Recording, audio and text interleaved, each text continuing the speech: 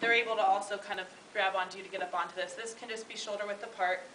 Have them get on it, stabilize, close their eyes. Can they stay in this like straight position, or do they start to lean forward or lean back? If they can't maintain like against gravity in a straight position, they score lower. So this is what you want to see with their eyes closed, that they can maintain an erect posture.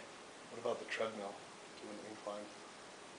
You could probably do it on there. You just have to know like what percentage of like, I think when the test, when I was looking at the different studies, it's a 15% incline that they're standing on.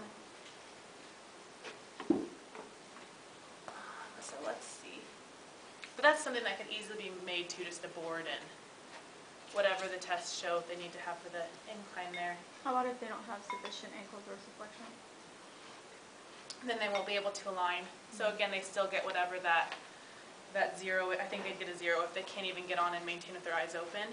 But again, that's kind of where they cut out those biomechanical constraints, which you would have seen the dorsiflexion stuff, because they said it was going to be correlated somewhere else with a test like this. Okay, so that's all of those, and then you get to your dynamic gait portion. And so the first one is just, can they change speed from fast to slow? And then are you noticing, you want to tell them to maintain a straight line as much as possible. So I'm going to tell you to walk fast, walk as fast as you can. I'm going to say slow, go as slow as you can. And you want to see that good change in gait speed without them swerving or stumbling when they're changing gait speeds there. What's the distance they recommend to really see the variation? I don't remember a recommended distance in any of the things that I've looked at, but I usually have them do it at least a good like 20 feet, just to kind of have that ability to be able to speed up and slow down. Because you wanted them to be able, you don't want to just be fast, slow, and then they're done, you know. You want to see that length there. So I usually do about 20 feet. And the same thing with the horizontal head turns. You're the one, these are like from the dynamic gait. You're just asking them to look straight forward, walk, turn to the right. Can they still keep walking straight? Turn to the left. Can they still keep walking straight? And all of that, all your scoring there is based on, do they lose balance? Do they lose pattern from straight to swerving? And then the pivot turn test, you tell them to turn and stop, and it's like a 3-point turn. Like, if people are familiar with like army stuff, they'll tell them like an about face turn.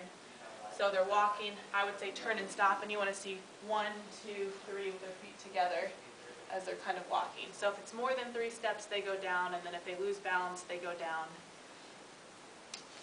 So most people, the first time you do that with them, I'm always impressed if they can do it in 3, because most people won't, but occasionally they surprise you. And obstacles, usually it needs to be a 9-inch box. So like with your functional gait, how they do like a 4 and a 9-inch, use the 9-inch box.